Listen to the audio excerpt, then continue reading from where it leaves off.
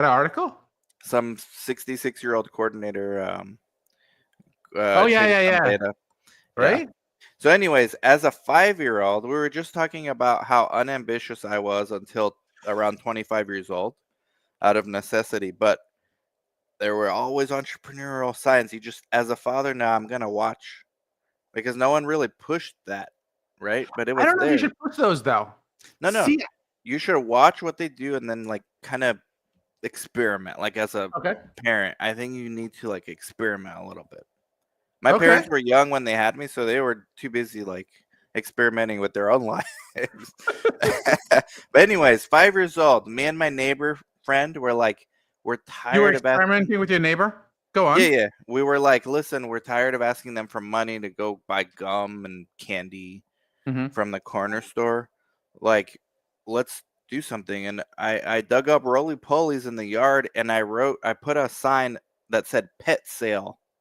And I went on the sidewalk, and it was a busy sidewalk in Santa Monica, and people were walking by. They're like, "Pets? What pets do you guys have?" And I got a jar of dirt, and I was like, "There's like 20 roly polies in here, dude." People gave me money. People were like, "I don't even want the jar. Just here's $5." Damn. And as a 5-year-old with $5 in the late 80s, you are doing very well. Probably was the equivalent of Darshan Kulkarni today. I would say you're a baller, but I don't even know how to respond to that. So Chuck sure. Collar, 20-inch blades on the Impala. Do you know what that is? No. Okay. Drop comments if you do. Listen, Guru Nation. There's been a plot twist to Doge. I wanted to get your take on this. Okay. Amy Gleason is running the whole thing. Yeah. Patient advocate, mother of rare disease daughter. Yep, saw that. She's been fighting for this for the last decade and a half. They didn't just put her in charge of the healthcare Doge. No, they put her in charge of the entire Doge. Like she's the admin. She is the executor of Elon's wild ideas. Uh-huh. Do you think I think it's irrelevant, quite honestly. I don't think she's been hired because of her background as a patient advocate. But that's like basically all she's been doing. Like, is in the no, you just said it's all of Doge, so I don't know what the impact of that's going to be on the energy sector. Right, I have no clue, but I don't know why they picked her. Well, I don't know either, and that's what worries me. I think there's lack of transparency on why you're picking these people. Like, what makes Vince McMahon's wife qualified to run something? I don't know. Run education. I don't know. Yeah. I don't know anything about her, but I was a huge fan of WWF as a kid. Me too, but I think she'd be great if we had the WWE army of the U.S. Yeah, she should be in charge of that. I'll give you that. But I don't know what this has to do with education. What qualifies her? I don't even know if she's educated. Well, I mean, I don't know. If you're a co-founder of a $1 billion enterprise, like you're educated, I think. No, you're not. You may not be formally educated, but you're educated. Yeah, but you're evaluating for but the School of Hard Knocks shouldn't be looking at the school. I think maybe there's a whole argument to be made for how should entrepreneurship be encouraged, and I think she'd be incredible at it. Maybe that's what they're she's doing, regulating the School of Hard Knocks, which maybe that's what they're trying to do. But you see, you're trying to give a lot more credibility to something that there's no evidence that's what the idea is. Right. Well, the current educational system is kind of garbage, no? Like, wealthy parents go to private school because it's like not really good. Here's the thing. I was talking to a friend of mine about this. And I don't have kids, so I'm incredibly unqualified. You go to India all the time, right? Like a 15-year-old in India versus a 15-year-old high school kid in the U.S. What about it? Compare them on math, science, any subject. Very, very different people. Very, very different people. I was a 15-year-old in India. I grew up in India. Okay. So I had access to resources as a kid that most people wouldn't. So I have a very different feel. I had better resources than in the US and in India.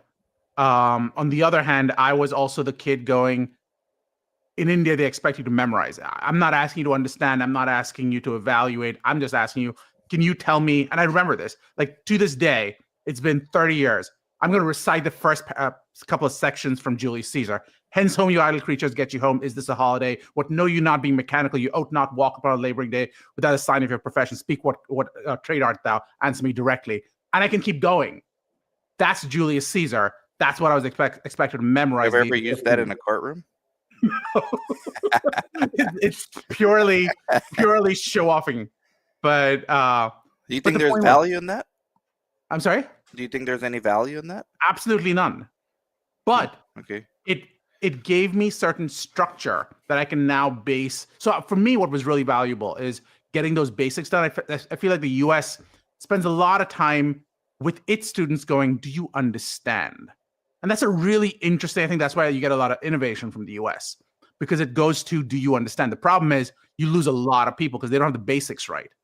You then get to like college and grad school, and the students who come into college and grad school, their fundamentals aren't ready, but now you're sort of taking them and going, let's think about the next level. How do you use this? And the US does an incredible job with that, and India does a piss poor job with that. But do you think that, do you attribute the innovation in the US to the educational system, or do you attribute it to like the least regulatory burden in the world? I think that definitely helps, but I think that I don't know if it's the least regulatory burden. I can think of countries. Well, maybe now it's catching up, or it was, but yeah, no, I think with the US, what it lets you do is if your entire education has been, what do you think critically, change what you're thinking, while the other entire world is going, memorize. Mm-hmm. You're taught to challenge the status quo. Yeah. And that's an interesting perspective. I feel like most people forget how valuable that is. But that's also why people in the US tend to be generally unhappy with how the government is, because you spend your entire life challenging the status quo. On the other hand, in India, adhere is like the big thing. How do you fit into society? You get less sort of pushback. And that's not saying good or bad about each one, but I'm more commenting to the innovation spirit that goes with the US.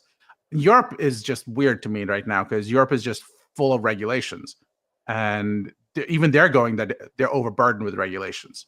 So, but to the point I was making, I think educationally, I feel like the US has certain advantages. I feel like we need to focus on strengthening our fundamentals. To your point, though, I will say, so going back to Linda McMahon. I just asked AI why. Well, I asked Grok 3 why was Linda McMahon picked for Department of Education, and I will just summarize it because it's very long. Yeah. But her business experience, her alignment with, she's a fierce advocate for parents' rights. Yeah, that's relevant. America First Policy Institute and America First Works, where she pushed for universal school choice in 12 states. This aligns with Trump's agenda to expand school choice, including voucher program and decentralized education by returning authority to the states, potentially even dismantling the Hold on. Let's stop for a second there. Yeah. What knowledge does she have about returning authority to the states? Where she pushed for universal school choice in 12 states. And this aligns with Trump's agenda to expand school choice, including voucher programs.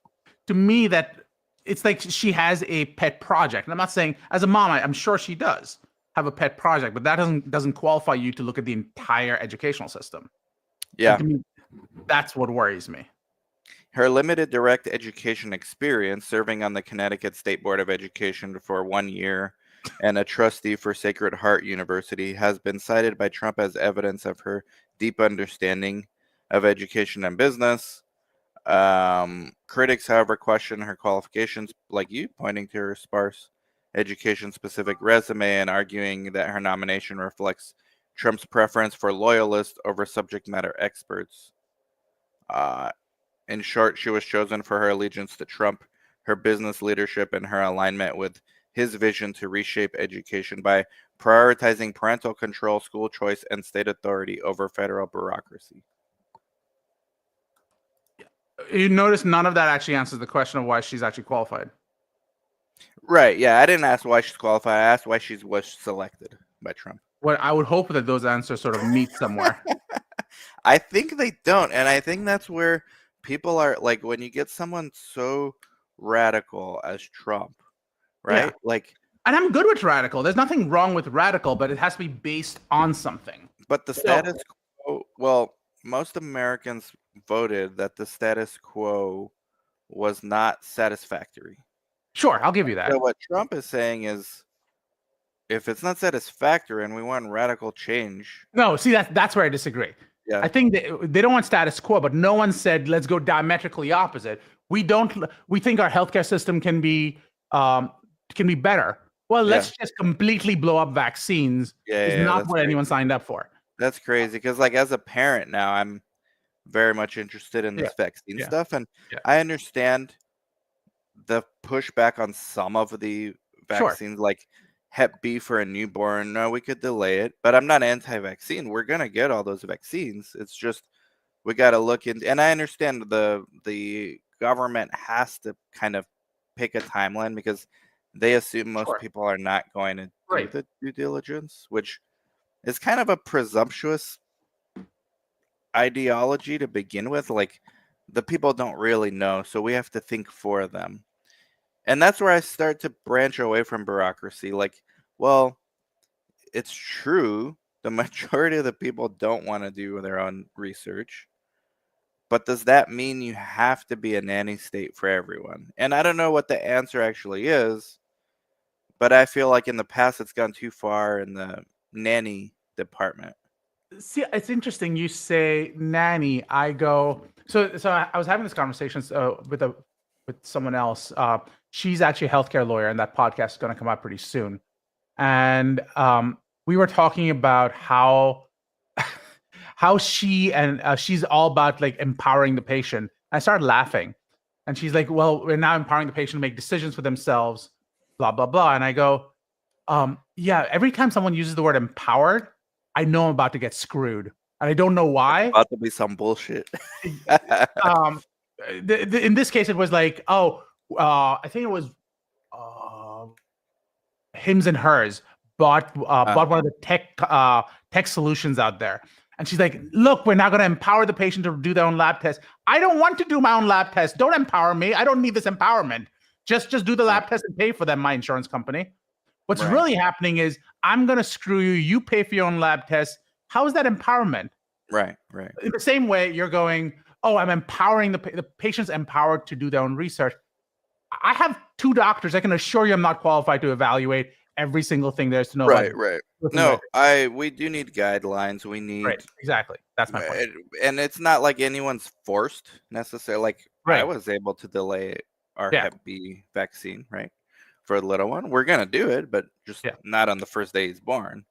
We did the vitamin K, all the other stuff they recommended, which thankfully they did, because you're not always gonna be in the mode of like, let's research what we need to do like at every second. And you go to your pediatrician or your GP, and hopefully they've been educated on, what's important and what's not. But the pushback has been from the other side, well, it's been a little too like coerced, and I don't know where that line is, but it seems like the administration's going the other way. Now, RFK had to disclose his stocks. He owned a bunch of CRISPR stocks. So he's not anti-science, anti-research, anti-R&D at all. Of them, isn't he? Now, he owned a bunch of CRISPR stocks. Did he own the stock, or did he own the option? I don't know. Do you know why there's a difference? Yeah, because with the option, you could short it. Exactly. So you could be betting it. That would have came out. That if that were true, that would have been all over the headlines. I think he actually owned long CRISPR stocks. Okay, so let's assume he did. Like I don't know. I would assume he did, because if not, the media would have killed him over that. Like, we would have heard about that already. But we did hear about it because Warren called him out on it, because she said, he's like, I will not own any. I think it was like any drug company. I will not go work for the drug company. She's like, there are 2 ways to make money. Do you promise not to make any money off of anyone who actually makes money off of the drug companies, i.e. your law firm? He's like, I'm not making those promises. Right. So the fact is that there is more than one way to skin the cat. And he is very comfortable skinning the cat the other way. But he did have his money where his mouth is with owning the stocks. Yeah. So I'm in favor of anyone who wants The to gene enter editing innovation. community went crazy over it. And they research things like nuts. I'm So I in the follow gene a bunch editing of them. community. Huh? I'm in the gene editing community. I'm not sure anyone went But like crazy. investors, stock Yeah, investors. yeah, Yeah, yeah. they were going crazy on Twitter about it. Like, this is why you need to Have you invest in seen the stock market? Intellia. Have you seen the Stock stock market's market? poor. Yeah, I just Exactly. bought some earlier. This is the alpha you gotta pay. The price, like when it goes down, this is the alpha you gotta pay. You gotta be convicted in the stocks you're going though. Yeah, I'm Warren trying to is follow worth Mark. 67 million and never did anything for it. Mark, shout out to you, man. You've been such a good commenter. Yeah, the states do suck too. I know. Everyone sucks. We have had qualified individuals and they've all But been terrible. are they terrible because See? they suck? Mark, I thank you, man. We need to set Darshan straight. Like, listen, they've all been terrible. Yeah, but are they terrible because there are only going? If you look at it something from a one perspective, it'll always look terrible, or because they were actually terrible. Terrible is Well, a perspective. Terrible is not an objective definition. their metrics are so. Let's use my recent. Let's use like Ask hospitals. Grok. Do me a favor. Ask Yeah. Grok. In Okay. the last 10 years, what have been improvements in the educational system? So phrase it as that.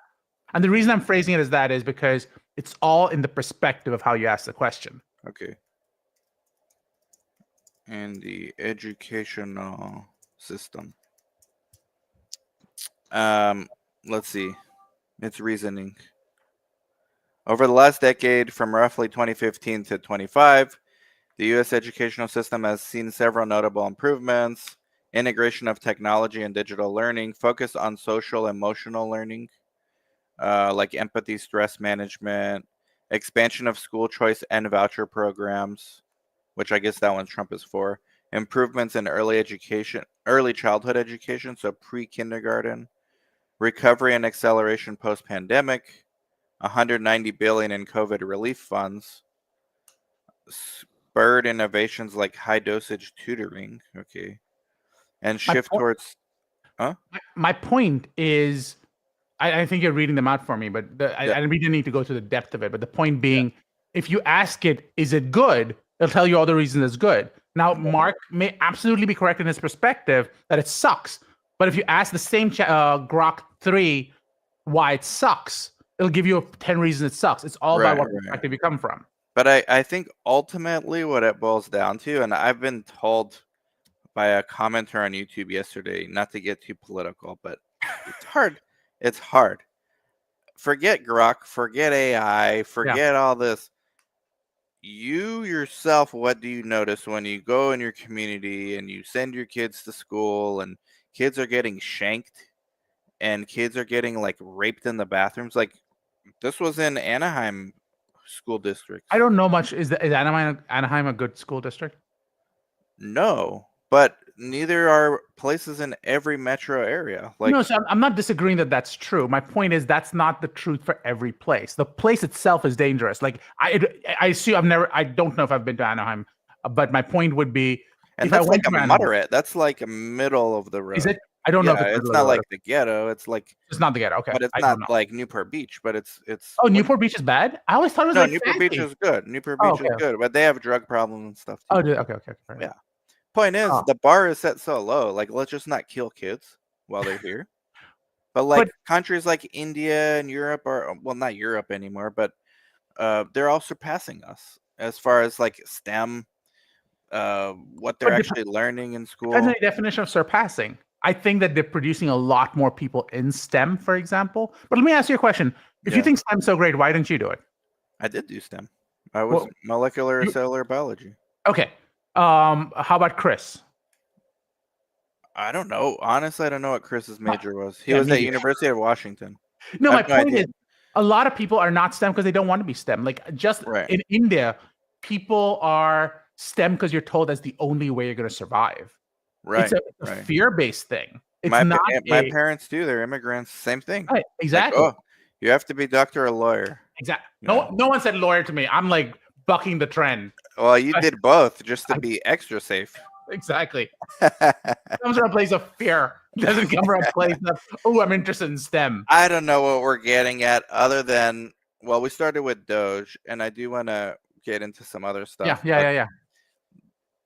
The point is, the country was not headed in the right direction, and it's debatable if it actually is anymore. But at least the budget's getting balanced to some extent, or at least we have the chance to balance the budget now within 4 years. So here's my thing. I think that the goal, I think, is very laudable. The idea that we're going to drop the budget. I think you and I had a podcast on this a little bit ago, and we agreed that the method he's using is probably not the greatest, and just this indiscriminate way people are being laid off. And I think there's something about the way the Trump administration is doing it. I both admire it and I'm terrified of it. I admire it in that, look, we're going to eliminate and we're going to cut the budget down. No one's ever looked at this, and this is awesome. So I have to admire it. Having said that, I think people's lives are being disrupted. People are like CDRH. We just fired everyone. Then we had, oh shit, we need people. Come back in. And he's done that, I think, at a few other agencies. But they said, shit, we need people to come back like the next day. Yeah, but people are going, if I can't trust my job, what's the point? Well, you shouldn't trust. I don't think people should trust their jobs. I'm on YouTube almost every day saying that. Okay, but here's the thing. If you go to government, we all know government underpays. We've always known that. Yeah. But the reason Mark says unions are the reason. Well, we're going to have a whole discussion about unions. Yeah. Mark, I like you, Mark. The reason people go to government is they go, I'll take a pay cut. It's often 1/3 of what private payers pay. Right, but they go because it's supposed to be cozy, stable. Exactly. Now you're taking that cozy stableness away. Right. Who's going to go work in government? Now you're going to have the shittiest of the shittiest working in government. Well, there is something to be said about constraints in the private sector. Constraints lead to innovations. And if you what constraints are you referring to here, though? So generally, what I've noticed is smaller companies can do more with less than bigger ones can with, and that's because of constraints. Like, no, I'm agreeing with you there. What do you think? 20 meetings. Yeah, we don't need 20 meetings to decide a simple thing. Like, we just do it. So maybe there's a decentralization at play with making government more nimble, making government. Oh, yeah, that's your argument. I'm not saying that the government won't survive this. I'm not saying that at all. Okay. I'm saying that the government that survives this may not be staffed by the best and the brightest, because they're going to go there is no upside for me. You tell me. Or maybe they will be by the best and the brightest. Because why would you choose the government? So if you can go from 20 people on a team to 7, but pay them all more. But you're not going to pay them more. Well, how do you know? They didn't say that. There's no evidence. Has Trump come out? Has any part of his policy that's trying to decrease cost gone, I will pay people more? No, but like Musk, for example, Musk pays slightly less than fair. Yeah, exactly. For the most part. Exactly. So yeah, I'm not sure of how that's going to work, but let's see. Look, we're in it.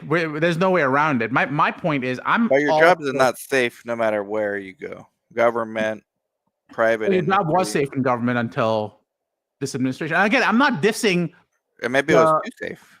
Maybe it was too safe, and that's a fair decision to make. And I think there's a really good argument to be made that over 2 years or over a year, this would have been a good thing. Even to say we're going to lay people off. I want you guys to know this. This is how we're going to look at your team. You're going to have 60 days notice, whatever it is that you might not 60 days, but like longer notice that you might be terminated. But outside like clinical research, the industry is going through some serious, like a serious recession. Dude, it started from last year, early last year. Exactly. Now you're going to overwhelm it with even more people. Yeah. So what happened? And that's nothing to be said about global outsourcing. No. Or about AI, which are other headwinds against domestic exactly. employees. Yeah. Things are not going to get easy. Government was like the only safe haven for a while.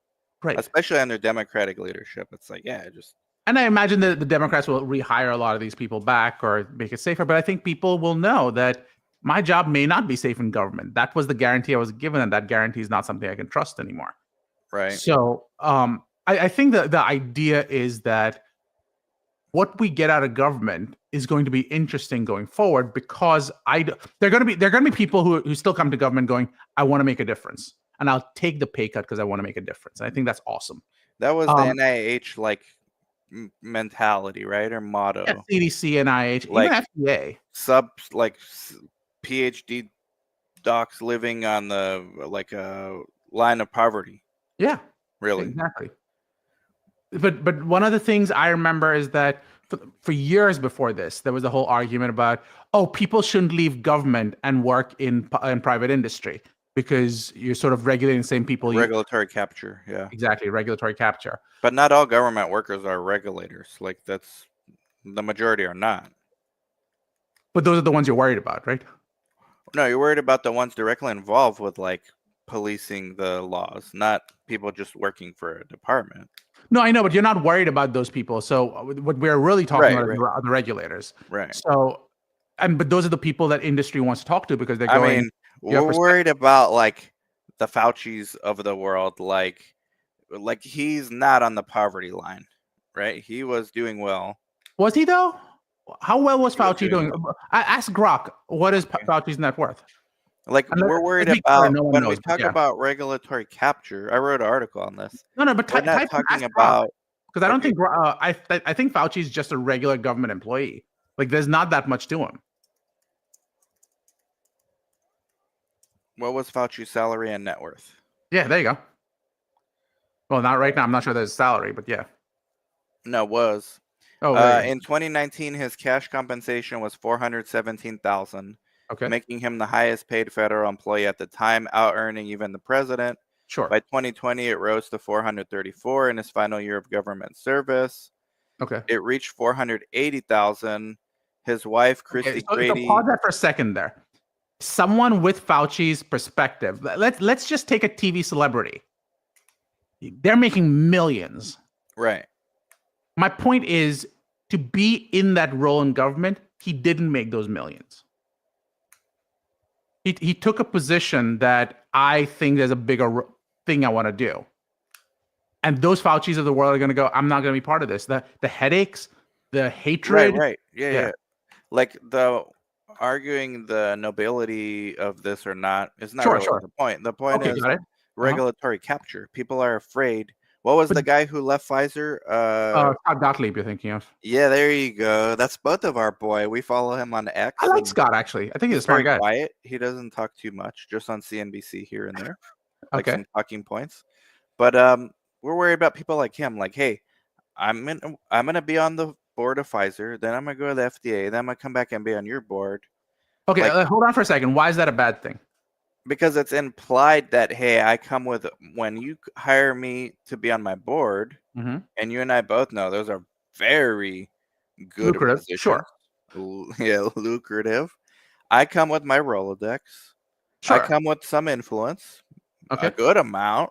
Okay. Let's not advertise it, but wink, wink, we could get shit done.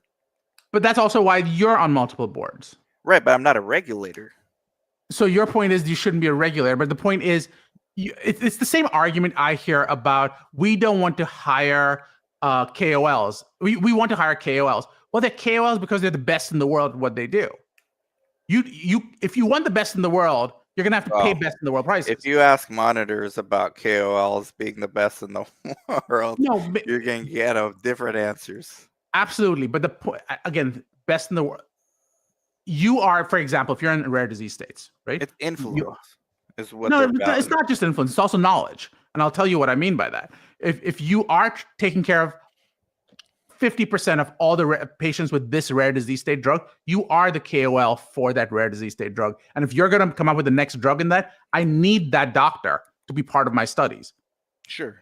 Now you would argue that, he's going to get paid too much for it. Yeah, because he's the best in the world at what he does. Right. No one has issues with that. But now that same doctor is now in charge of the FDA. But that's where you start getting into some potential conflicts of interest. No, the perceptive conflicts of interest. Potential is fair, but it's a perception. It's not an actual conflict of interest. Right. So as long as you go, I recognize that there's a potential for a conflict of interest. I recognize that conflict of interest may be completely in my mind, not that there's an actual conflict, but that he could do something, you weigh his opinions in that light and call him out for it. And I think that's fair to call someone out for it. But that's the extent of it. You don't, if you say, I'm not going to allow you to do that, that's when you have a problem. The solution is not, let's bring Linda McMahon and put her in charge of education. That's like let's see how it works. I guess we have no choice, but it can't get any worse. No, I think it can. I think we literally saw measles. We've never seen measles. Yeah, we've never seen measles. That's crazy. I was telling my wife about that because our newborn's too young to get that. Yeah.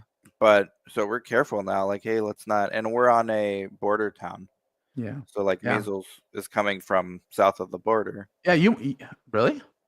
Yeah, that's where they're coming. In Texas, it started in Texas. Right. Coming from the south of the border. Oh, I thought Mexico has really good campaigns with that as well. I don't know, honestly. They don't have campaigns. Like, people do it, but a lot of people don't because they really? can't. I didn't know that, actually. Yeah, they have. People should go down there and see how things are. They during COVID, you know how like a lot of Americans here are like skeptical of the vaccine, which they should, but skeptical, like, oh, I don't know, let's make a YouTube video about whether we should get it or not. In Mexico, they're like, they thought it was a conspiracy theory to keep people from getting it. They were like, no, I need to go find how to get this vaccine because they don't want me to get it. Exactly. Completely different mindset. So that taught me a lot. But listen, Darshan, saying that regulatory capture is not a thing. No, I'm saying it is crazy. No. I'm not saying regulatory capture is not a thing. I'm saying that the risk of regulatory capture is that these regulators should not be allowed to go work somewhere that they were regulating, but now we're going to underpay them so that they have no choice but to go work for somewhere that they're regulating. And then we're going to stop them from doing that as well. We're a little bit behind. Well, we're a little bit past the YouTube censorship days. I almost had my channel removed just for having a few doctors on. Oh, did you really? Oh, because you were freaking out at that time. Like, what? How? And then someone was sniping my channel and going like years ago. What is sniping? Looking at every single video and seeing what's like potentially be misinformation. And just like reading peer-reviewed journals. Yeah. So anyway, let me ask you this, because I don't think I'm getting at risk anymore. Okay. Fauci's relations with Moderna and his. I don't know what relationships are with Moderna, but yeah. Well, we can ask Rock if you want. Sure, if you want, but yeah. Okay. But what's the point? What's the question? I want to ask like what your thoughts are on like from a ethical perspective, from a legal perspective, conflicts of interest. We always. Well, but he's not working for them right now, right? Not now, during the height of the pandemic. Okay. Okay, tell me what those relationships were. I don't really I can't comment. Let's get it clear here with Grok. And let's assume Grok is right, just to be clear. So sure. What are potential conflicts? Just to go through, because like 4 years ago, we couldn't have this discussion. You were like, even questioning this, you were like, no. You're like, what do you mean you're anti-science? And this is the argument by intimidation. Well, there was a court case on this, by the way. Yeah, there was a court case on this. Did you know that? So I'm sure there were, yeah. NIAID scientists worked with Moderna to co-develop the mRNA vaccine. Sure. Starting well before the pandemic, the NIH and Moderna signed a collaborative agreement in December 19. Happens all day, every day. Go on. Right, of course. Just before the virus emerged, focusing on mRNA technology, blah, blah, blah. This partnership leveraged NIAID's prior research on mRNA and on MERS. Funding and support. While NIAID didn't directly fund Moderna's initial development, the Biomedical Advancement Research and Development Authority, BARDA, another federal entity, provided Moderna with nearly $1 billion in 2020 for manufacturing and trials. NIAID's role was more scientific than financial, though it facilitated Moderna's rapid progress under Operation Warp Speed, where Fauci was a key public figure. As a leading voice during the pandemic, Fauci frequently endorsed the Moderna vaccine safety and efficacy, notably in 2020 when he said he wasn't particularly concerned about its novel mRNA technology during its phase 3 trials. His visibility tied him closely to Moderna's success. Potential conflicts, institutional ties, and royalties. The NIH, including NIAID, holds intellectual property rights related to Moderna's vaccine spike protein design. Reports suggest NIH scientists receive royalty payments from Moderna with estimates of $400 million in total royalties paid between 2020 and 23. Fauci, as director, didn't personally receive these royalties. Federal law directs such payments to the agency or its scientists, but critics argue his leadership role created an indirect benefit as NIAID's prestige and budget grew with the vaccine's success. Fauci has denied personal financial strikes. No public records show him owning Moderna stock. So I think that's pretty clear. Yeah, Operation Warp Speed, Fauci's prominent role, which prioritized the vaccine, raised questions about impartiality, lack of transparency. That's paranoia. Fauci's contract status as a federal employee exempted him from disclosing personal financial interests beyond his salary. This opacity fueled speculation, especially since Moderna's valuation soared to $30 billion. Conspiracy theories debunked by fact checkers falsely claim Fauci was Moderna's first CEO or had ties to Bill Gates and others.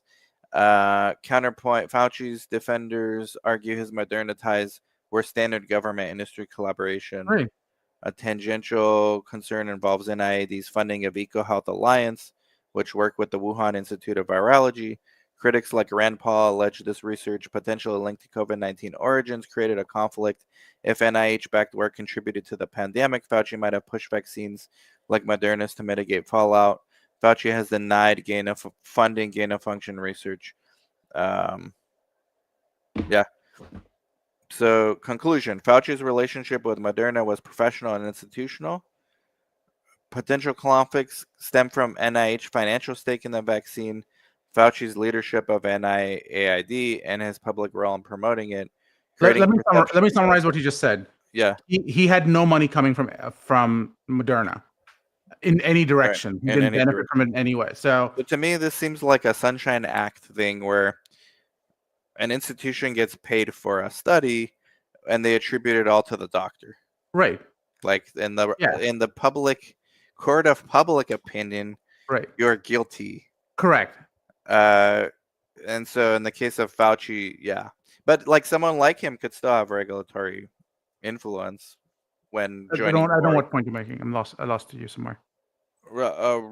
Having like him jumping on board. He's retired. So you're saying now what if he goes and works for Moderna? Is that your point? Or someone like him, like Scott Gottlieb is like a perfect example. So let's take Scott Gottlieb. Yeah. Would you agree that Scott is, even before, like I used to follow you and I followed Scott. He's a beast. Exactly. Yeah. If he's a beast well before he came to the FDA. Right. He deserves any compensation he can get. Correct. Yeah. He's a one of one. He's a one of one. Yes. Him working for the FDA was a coup for the FDA, not for Scott. I mean, Scott obviously benefits from it, but it's a coup for the FDA getting the one of one. Sure.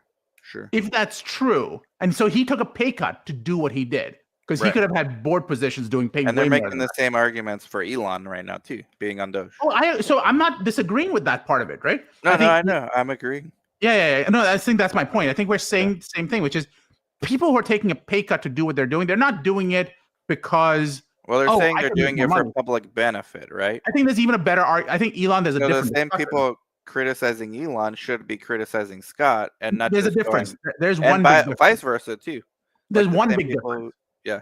I think if Elon was an employee, I would have 100% agree. The big difference for me with Elon is he's going and telling Ukraine, I won't give you Starlink.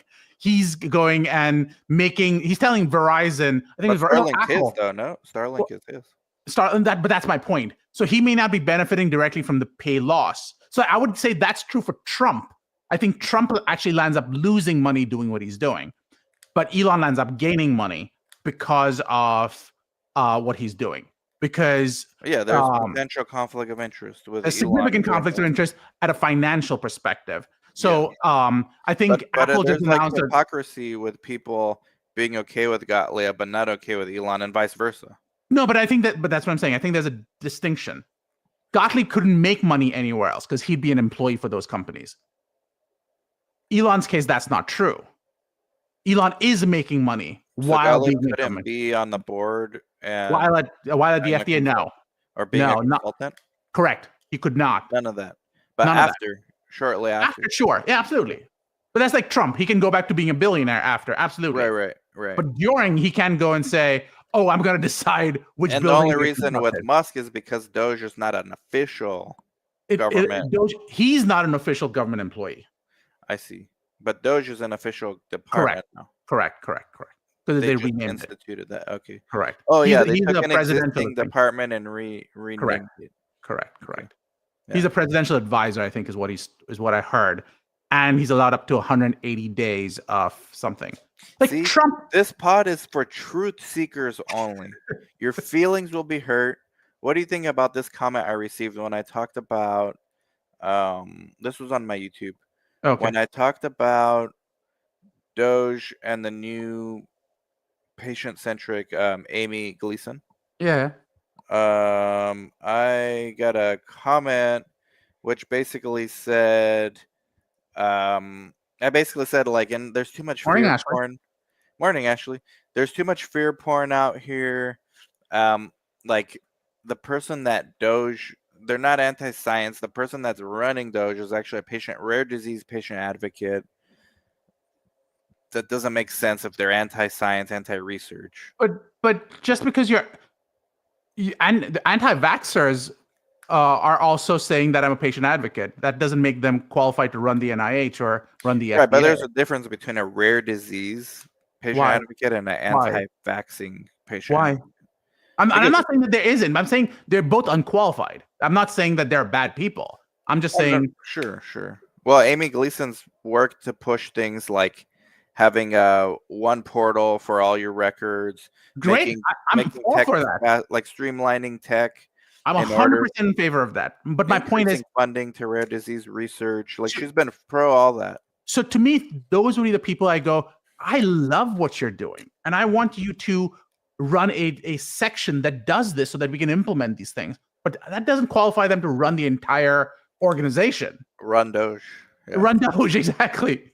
Well, who should decide who's qualified and who's not? Ultimately, it boils down to the president. No. So I'll get, for better or for worse, I'm going to tell you, Musk is actually qualified. I don't really like Musk's methods, but he's actually qualified to do it. Okay. Yeah, he has some cringe moments to say. Yeah. But I mean, so does Trump, by the way. So does Trump. I know. I have many problems with many of the things they're doing. Number one of them is immigration. It's very close to my heart. Yeah. And it's the tactics, really. It's like it comes across as lacking empathy. And I think Musk, for better or for worse, is autistic in some way. And I don't mean that as a bad thing. I don't think he feels emotions the same way some other people he doesn't. But Trump too. And Trump doesn't have autism or anywhere on the spectrum. I have a different take on Trump. I feel like, if anything, he's like a narcissist. Yeah, but again, I don't have a problem with narcissism or autism. My point would be, well, yeah. Can you do it? Like surgeons are known to be psychopaths. Yeah. So yeah, and maybe I just want. Helen says some, a lot more than some. Yeah, I agree.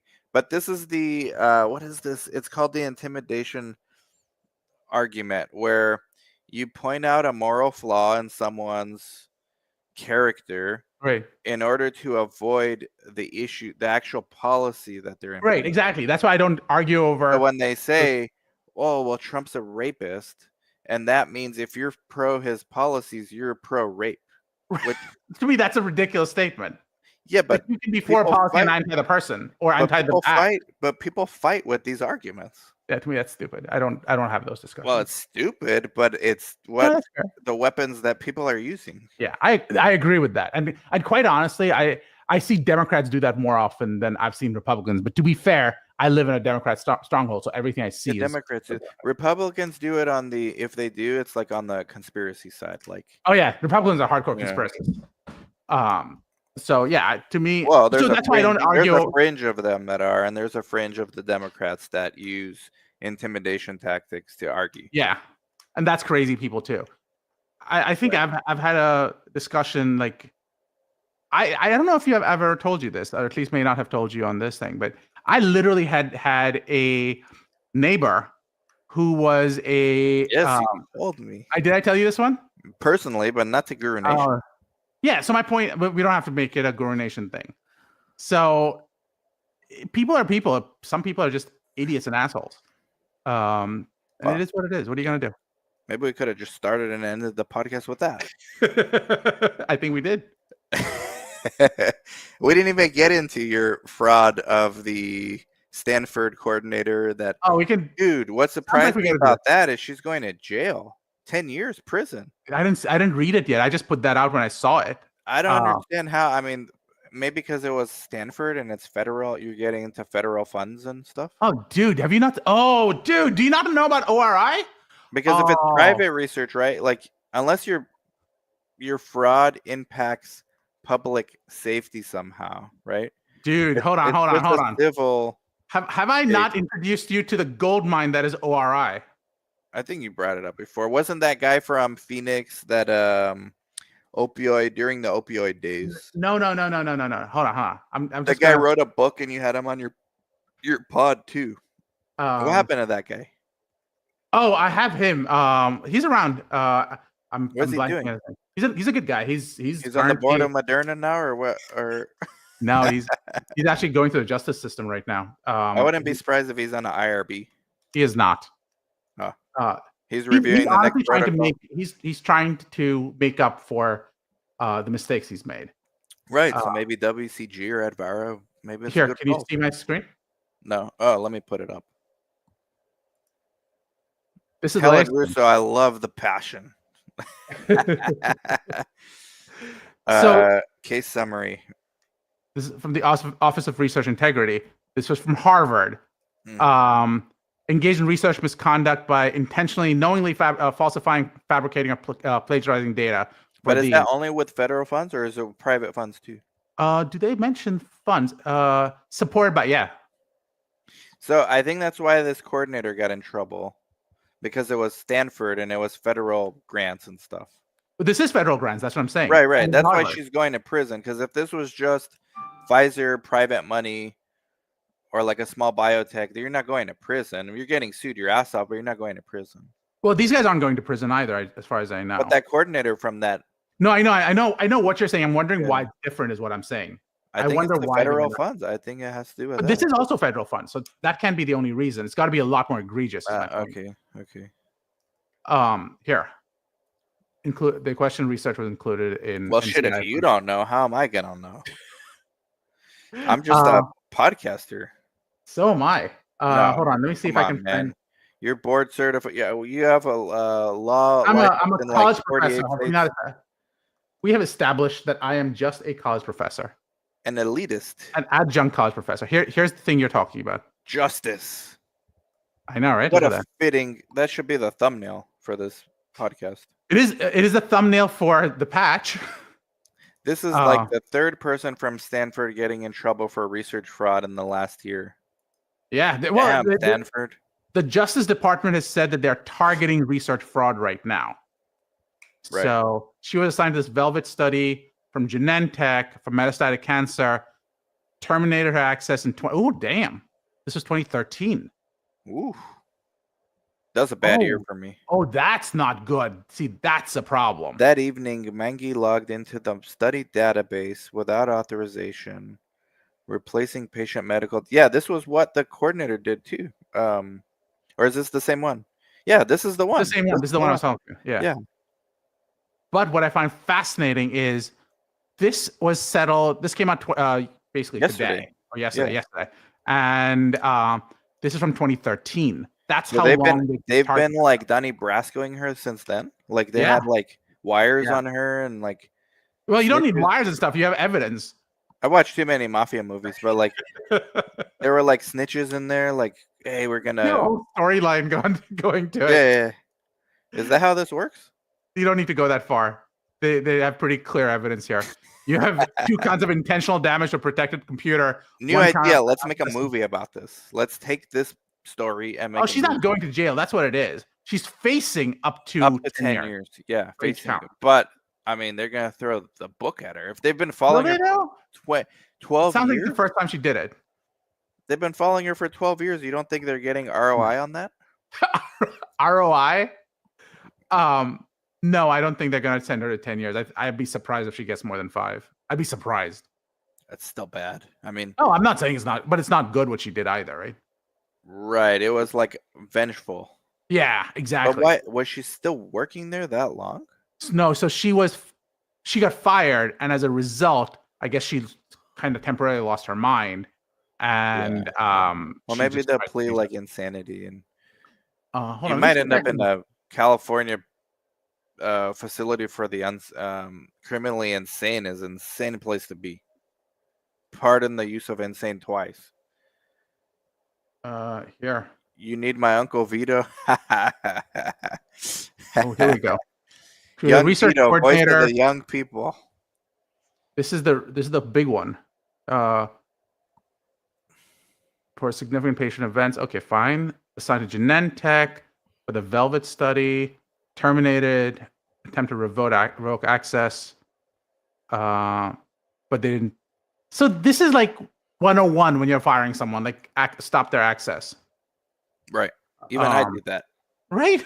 And I'm one of 5 employees. No, you're one of one. You're one of one. You're like Gottlieb in clinical trial sites. Oh man, don't compare me to him. I mean, shout out to Scott. He's a one-on-one. I don't personally have a problem with him, the person. I have a problem with that. The fact that that's somehow allowed. Is your point? Yeah. And like, I'm even okay if it's allowed. I'm a libertarian. Why would you do this? Look at this. By entering false information and personal insults. Yeah, I saw that. I read your thing yesterday, man. No, but that wasn't in the thing I sent out. Yes, it was. It was on LinkedIn. Oh, I guess it did have I personal insults. clicked it and I read it. It said that. Right.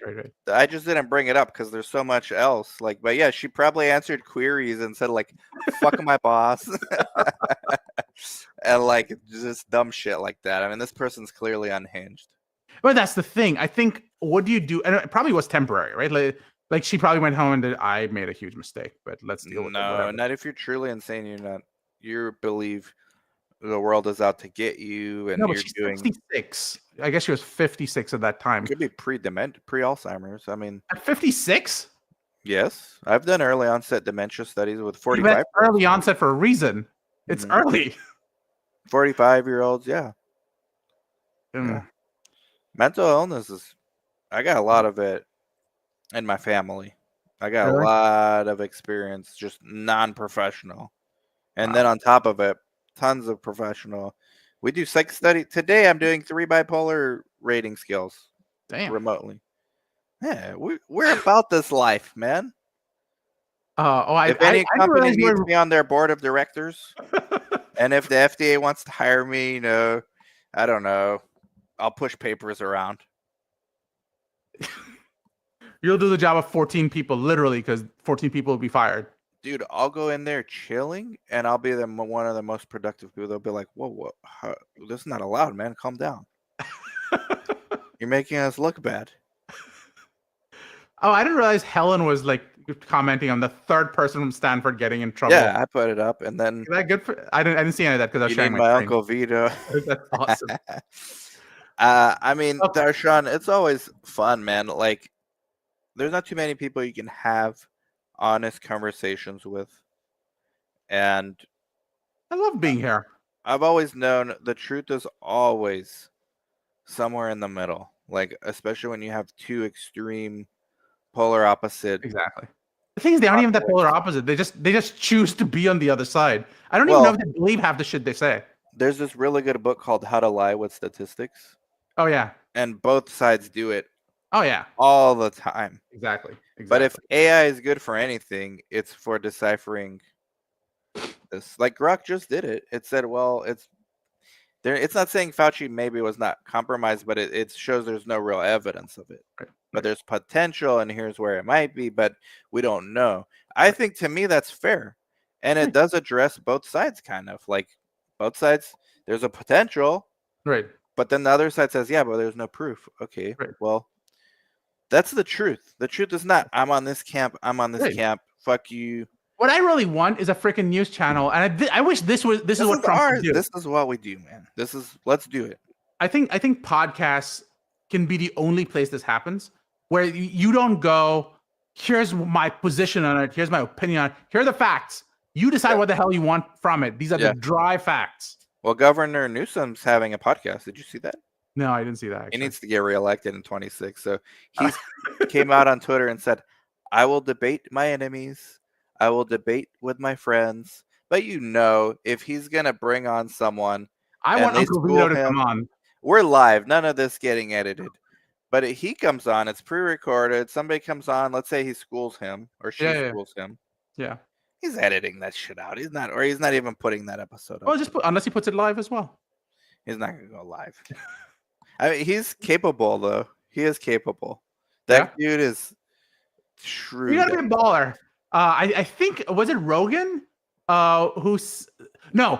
Jon Stewart said that Elon Musk offered to come on as long as it's live. And Stewart goes, I want it to be live, so that's good for us. So I hope they do it. That'd be fun. That'd be a good conversation. Yeah, but Stewart's kind of irrelevant. Is he though? I don't know. I still like who's the Joe Rogan of the Democrat or the left? I don't think there is, but I don't follow those podcasts. Maybe Newsom's trying.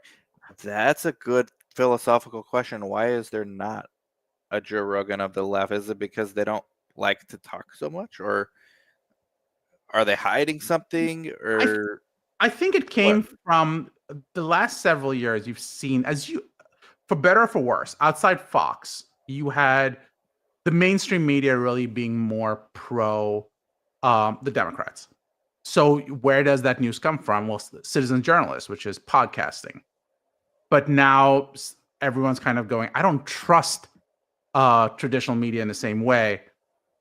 And there are no podcasts to fill that hole in the same way. Like you've got the, I forget which one, who was Kamala went on. She went, the girl was She's My Daddy or something like that? Yeah. Barstool affiliate. Yeah. So, but I don't think of them. I've never listened to her podcast. No. Oh, you know what? I would argue maybe what's the one with Jason Bateman and the three comedians. They just interview celebrities. Yeah. There's also the Young Turks, which has been I haven't heard that one for a while. Very left leaning. Is it okay? Yeah. Although even they turned against Biden. To me, the Biden thing is a huge problem. The idea that you would just hide the president is not with it for multiple years. Lack of transparency. Yeah. So I think there's two things happening here. There's on one side you have complete lack of transparency. Just forget it. Yeah. Let government get bigger. Okay, some money's gonna go here and there. That's fine. Like let's just.